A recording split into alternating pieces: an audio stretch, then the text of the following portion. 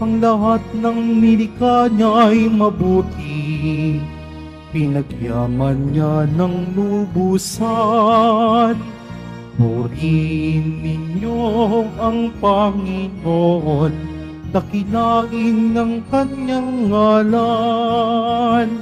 Purihin siya ay awitan, at papurihan magpakailanman.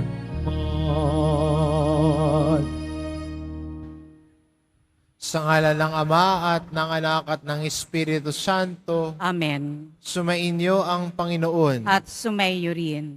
Mga kapatid, aminin po natin ang ating mga kasalanan upang marapat tayong gumanap sa banal na pagdiriwang.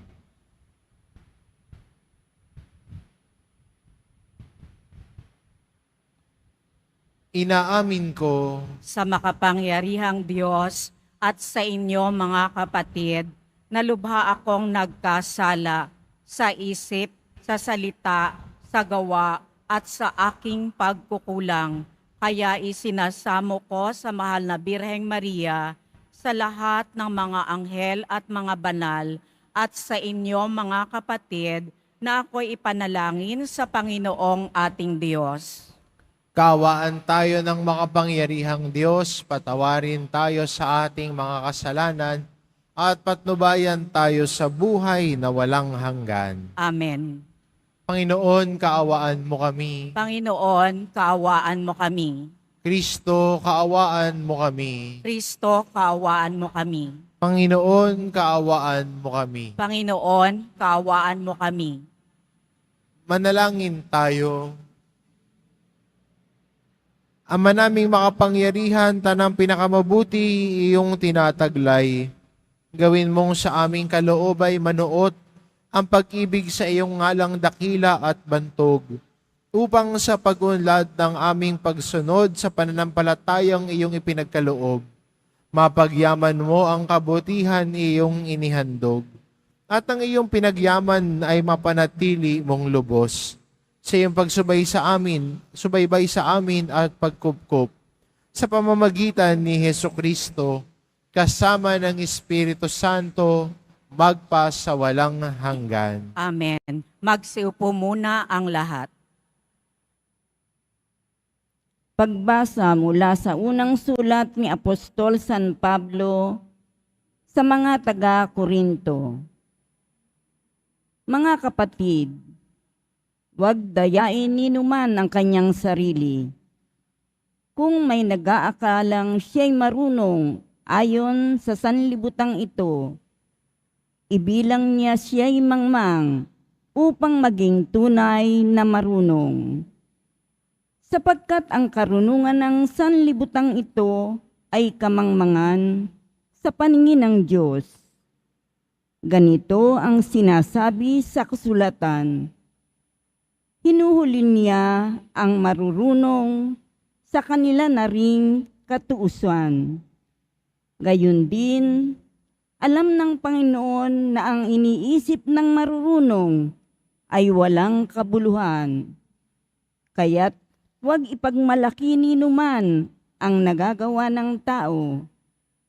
Ang lahat ay inyo, si Pablo, si Apolos, at si Pedro. Ang sanglibutang ito, ang buhay, ang kamatayan, ang kasalukuyan at ang hinaharap, lahat ng ito'y sa inyo.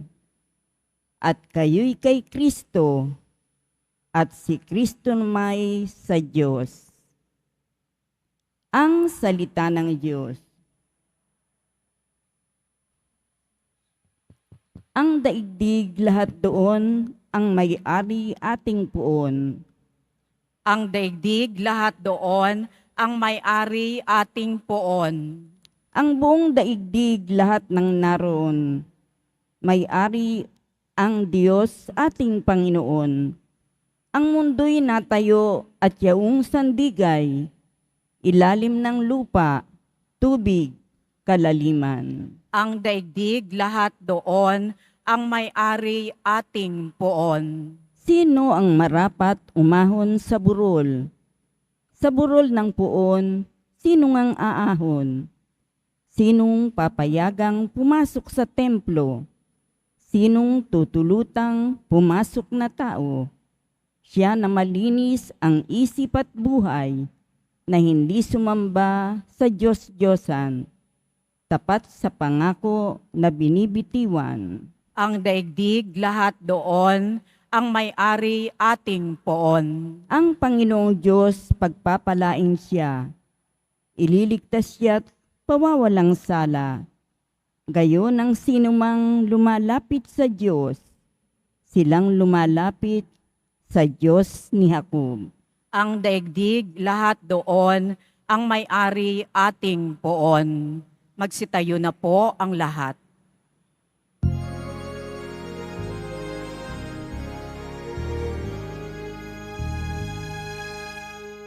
Hallelujah, Hallelujah, Hallelujah, Hallelujah.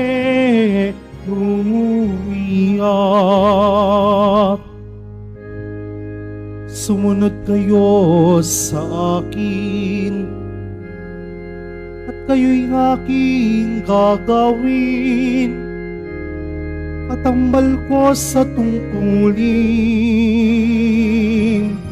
Hallelujah, Hallelujah, Hallelujah, Hallelujah.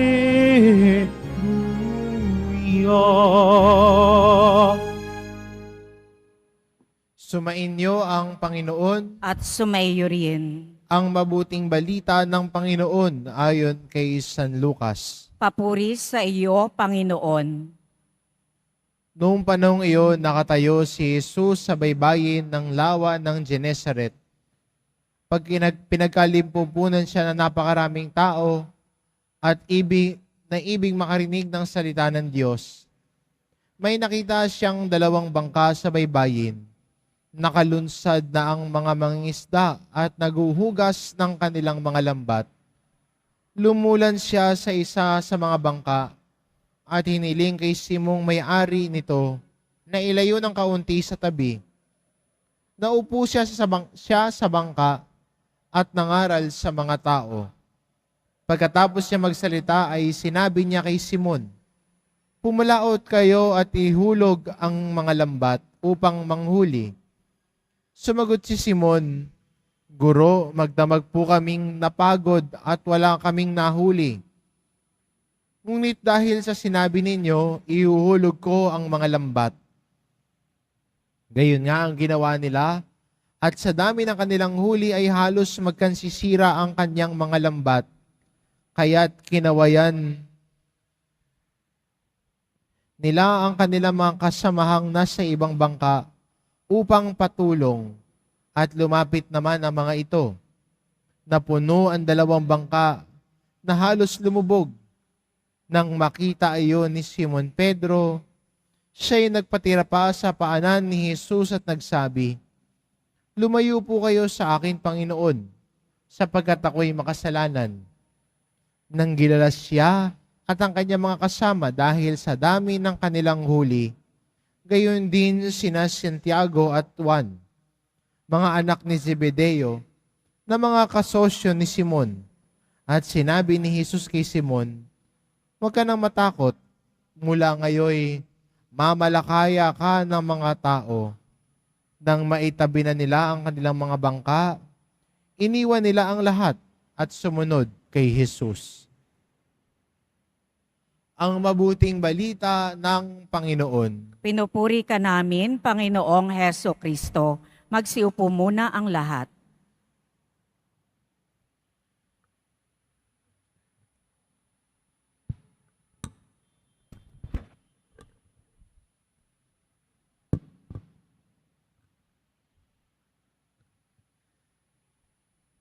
Magandang makita nung lumapit si Jesus kay Pedro. ay tila bigo siya. Bigo siya kasi wala siyang nahuli nung gabing yon. Kaya nung sinabi sa kanya ni Jesus, magpalaot ka. Ang sabi ni Pedro sa kanya, o ni Simon sa ating ebanghelyo, buong gabi na ho kaming nakapalaot, wala kaming huli. Siguro para sa isang mangingisda, ang walang huli ay tila pwede na makitang kabiguan. Dahil wala siyang huli, wala siyang kikitain, o ang kanyang pamilya ay walang kakainin. Ang tinignan ni Pedro yung kanyang failure, yung wala siyang huli. Pero pag dumarating si Jesus, kahit anuman ang kamalian at kapalpakan natin, kahit anuman ang sablay, kung si Jesus ang gumagabay, kaya niyang tuwirin ang mga balugtot sa buhay natin. Kung si Jesus ang pumapasok sa buhay natin, ang ating mga tilay kahinaan ay tayo ginagabayan ng Diyos. Nang sa gayon, ang ating tilay kahinaan ay mabago at maging ating kalakasan. Kaya maganda rin para sa atin bilang mga Kristiyano at nananalig kay Jesus Nazareno. Tulad ni Pedro, bitbit natin yung ating mga kabiguan sa buhay. Bitbit natin yung mga failed expectations natin. Yung mga nais sana natin pero hindi natin nakamit. Bitbit natin yung ating minsay kabiguan. At tulad ni Pedro, huwag mahiya na sabihin ang kabiguan o kamalian kay Jesus. Hindi natin kailangan na pagharap kay Jesus ay best foot forward tayo. Because God knows us even with our weakness. God knows our failures. Pwede tayo lumapit sa Panginoon na kinikwento sa Kanya ang ating mga kulang. Kinikwento sa Kanya kahit ang ating mga tilay kabiguan o frustration sa buhay. Pwedeng buksan ang puso kay Jesus. Tulad ng kay Pedro, binuksan yung frustration niya nung gabing yon. Na siya'y nagpalaot, ngunit wala siyang huli. Pero pag ang Diyos ang pumapasok sa buhay natin, siya ang pumupuno ng pagkukulang natin. Siya ang nagbibigay ng lunas sa ating kabiguan o mga frustrations natin. Kailangan lang natin ay ilatag ang lahat ng ito sa Panginoon. At sa paglatag natin ito, buong tiwala tayo nananalig sa Kanya na siya ang gagabay sa atin. Siya ang mabuting Diyos na nagbibigay ng pangangailangan natin. In the face of failures, we present them before God so that our failures may turn into victories. Amen. Magsitayo na po ang lahat.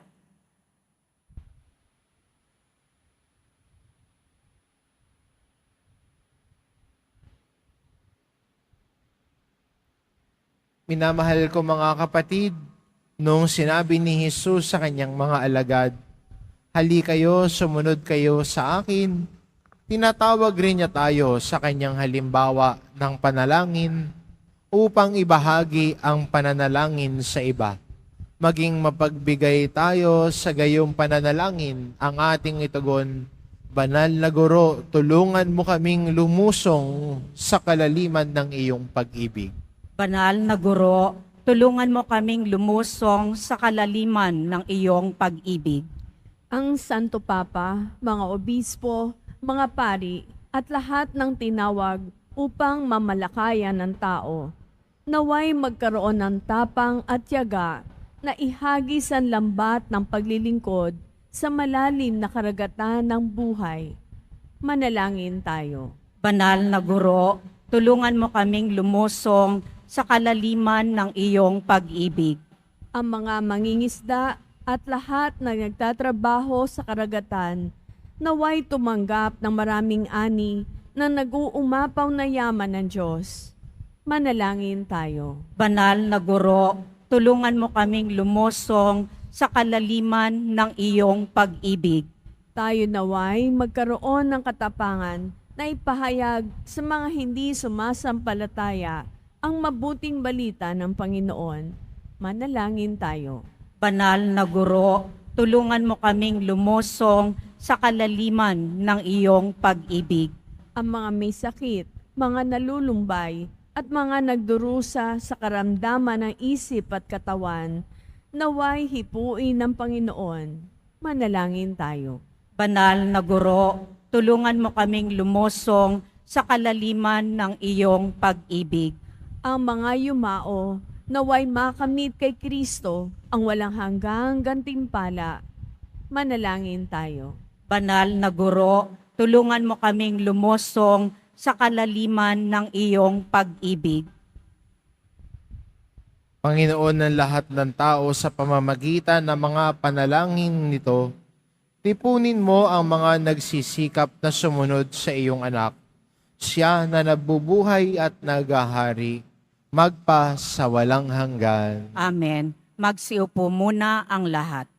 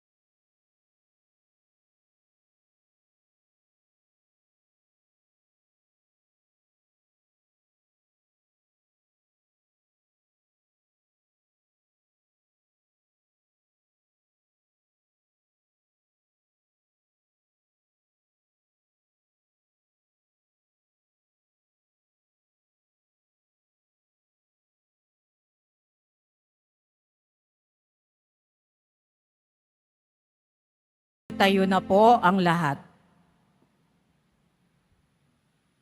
Manalangin kayo mga kapatid, upang ang paghahain natin ay kalugdan ng Diyos amang makapangyarihan. Tanggapin nawa ng Panginoon itong paghahain sa iyong mga kamay, sa kapurihan niya at karangalan, sa ating kapakinabangan at sa buong sambayanan niyang banal. Ama naming lumikha, ang banal na paghahain ay lagi nawang magdulot ng iyong pagbabasbas na sa amin tumutubos, upang ang ginaganap mo sa aming pagdiriwang ay maging lubos na pagkakaloob ng iyong pagmamahal sa pamamagitan ni Hesukristo kasama ng Espiritu Santo, magpa sa walang hanggan. Amen. Sumainyo ang Panginoon. At sumaiyo rin. Itaas sa Diyos ang inyong puso at diwa. Itinaas na namin sa Panginoon. Pasalamatan natin ang Panginoong ating Diyos. Marapat na siya ay pasalamatan.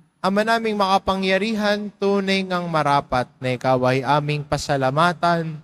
Ikinalugod mong likain ng sanlibutan na iyong pinagbabago at idinarangal sa pamamagitan ng iyong anak na kinalulugdan. Kaya't utang na loob ng iyong mga itinatangi at ng mga banal na kapiling mong lagi, ang iyong paggiliw at pagkakandili.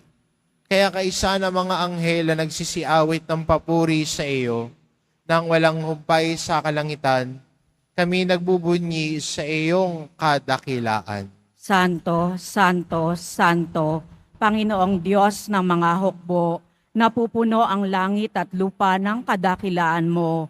O sana sa kaitaasan, pinagpala ang naparirito sa ngalan ng Panginoon. O sana sa kaitaasan, lumuhod po ang lahat. Ama naming banal, ikaw ang bukal ng tanang kabanalan. Kaya't sa pamamagitan ng iyong Espiritu, gawin mong banal ang kaloob na ito upang para sa amin maging katawan at dugo ng aming Panginoong Hesukristo. Bago niya pinagtiisang kusang loob na maging handog, hinawakan niya ang tinapay, pinasalamatan kanya. Pinagati-hati niya iyon, iniabot sa kanyang mga alagad at sinabi, "Tanggapin ninyong lahat ito at kanin. Ito ang aking katawan na ihahandog para sa inyo."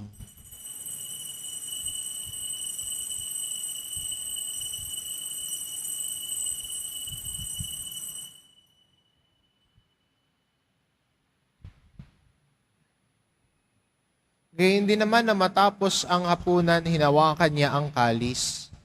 Muli kanyang pinasalamatan. Iniabot niya ang kalis sa kanyang mga alagad at sinabi, "Tanggapin ninyong lahat ito at inumin, ito ang kalis ng aking dugo, ng bago at walang hanggang tipan. Ang aking dugo na ibubuhos para sa inyo at para sa lahat, sa ikapagpapatawad ng mga kasalanan. Gawin ninyo ito sa pag-alala sa akin."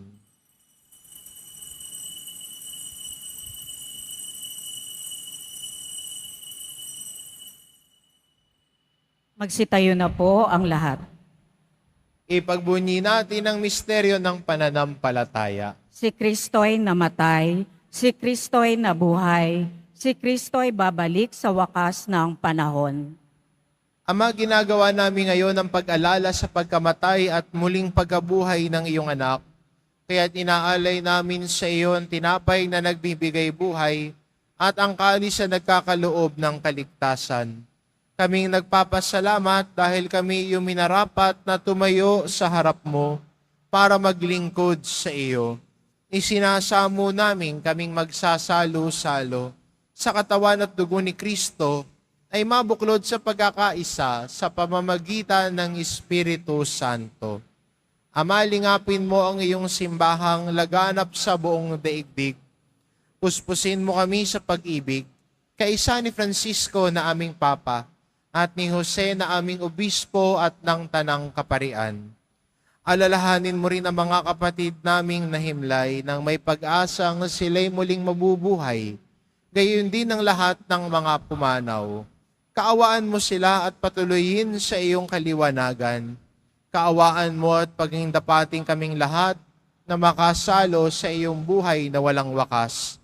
Kaisa na mahal na Birheng Maria na ina ng Diyos, ng kabiyak ng puso niyang si San Jose, kaisa ng mga apostol at ng lahat ng mga banal na namuhay dito sa daigdig ng kalugod-lugod sa iyo, maipagdiwang nawa namin ang pagpupuri sa ikararangal mo sa pamamagitan ng iyong anak na aming Panginoong Hesu Kristo. Sa pamamagitan ni Kristo, kasama niya at sa Kanya, ang lahat ng parangal at papuri ay sa iyo, Diyos amang makapangyarihan, kasama ng Espiritu Santo, magpa sa walang hanggan. Amen. Sa tagubilin ng mga nakagagaling na utos at turo ni Jesus na Panginoon natin at Diyos, ipahayag po natin ng lakas loob. Ama namin, sumasalangit ka, sambahin ang ngalan mo, mapasa amin ang kaharian mo, sundin ang loob mo dito sa lupa para nang sa langit. Bigyan mo kami ngayon ng aming kakanin sa araw-araw at patawarin mo kami sa aming mga sala para nang pagpapatawad namin sa nagkakasala sa amin at huwag mo kaming ipahintulot sa tukso at iadya mo kami sa lahat ng masama. Hinihiling namin kami adya sa lahat ng masama, pagkalooban ng kapayapaan araw-araw, iligtas sa kasalanan at ilayo sa lahat ng kapahamakan. Samantalang aming pinananabikan ang dakilang araw ng pagpapahayag ng tagapagligtas naming si Hesu Kristo. Sapagkat iyo ang kaharian at ang kapangyarihan, at ang kapurihan, magpakailanman. Amen. Panginoong Kristo, sinabi mo sa iyong mga apostol, kapayapaan ang iniiwan ko sa inyo, ang aking kapayapaan ang ibinibigay ko sa inyo. Tunghayan mo ang aming pananampalataya at huwag ang aming pagkakasala. Pagkalooban mo kami ng kapayapaan at pagkakaisa, ayon sa iyong kalooban, kasama ng Espiritu Santo, magpa sa walang hanggan. Amen. Ang kapayapaan ng Panginoon ay laging sumainyo. At sumaiyo rin. Magbigayan kayo ng kapayapaan sa isa't isa. Kordero ng Diyos na nag-aalis ng mga kasalanan ng sanlibutan, maawa ka sa amin. Kordero ng Diyos na nag-aalis ng mga kasalanan ng sanlibutan, maawa ka sa amin. Kordero ng Diyos na nag-aalis ng mga kasalanan ng sanlibutan, ipagkaloob mo sa amin ang kapayapaan. Magsiluhod po ang lahat.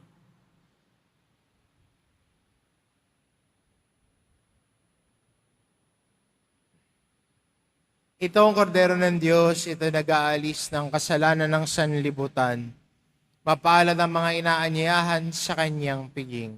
Panginoon, hindi ako karapat-dapat na magpatuloy sa iyo, ngunit sa isang salita mo lamang ay gagaling na ako.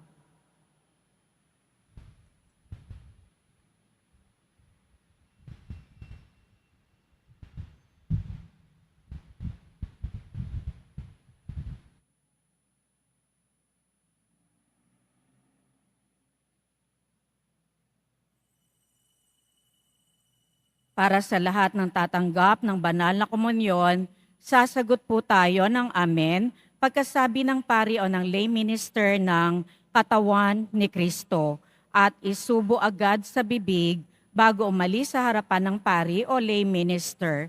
Sumunod po tayo.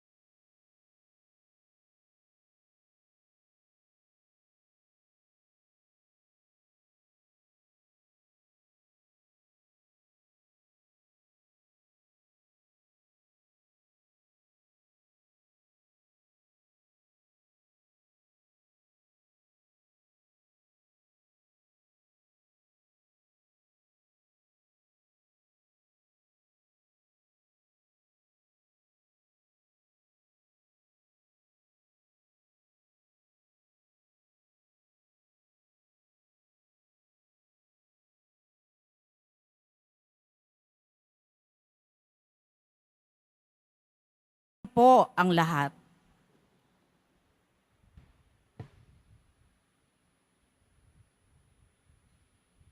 Manalangin tayo. Ama naming mapagmahal, kaming nagsalo-salo sa pagkain mong bigay, ay humihiling ng lakas mong inilalaan upang ang kagandahang loob namin madagdagan sa paglilingkod namin sa iyong kadakilaan na nagpapaalab sa pag-ibig namin sa kapwa-tao sa pamamagitan ni Hesukristo kasama ng Espiritu Santo magpa sa walang hanggan. Amen. Bago po sumainyo ang Panginoon. At sumayo rin. Mahal na pong Jesus Nazareno, inihayag mo sa pamamagitan ng krus ang walang maliw na pag-ibig ng Diyos sa sangkatauhan. Pakinggan mo ang kahilingan ng iyong angkan na nagsusumamo sa iyo. Makamtanawa nila ang iyong katugunan at tanggapin ang kasagutan na may utang na loob na tinatanaw. Basbasan din po ninyo ang mga may daladala nilang imahin at dasalan. Sa pamamagitan ng bendisyon na ito, naway maalala nila ang mga pangako nila noon sa binyag, na ikaw ang kanilang iibigin at paglilingkuran. Bilang Panginoon magpasa walang hanggan. Amen. At pagpalain kayo ng ating mapagmahal na Diyos, ang Ama, at ang Anak, at ang Espiritu Santo. Amen. Humayo kayo, taglay ang kapayapaan ng poong Jesus Nazareno. Salamat sa Diyos.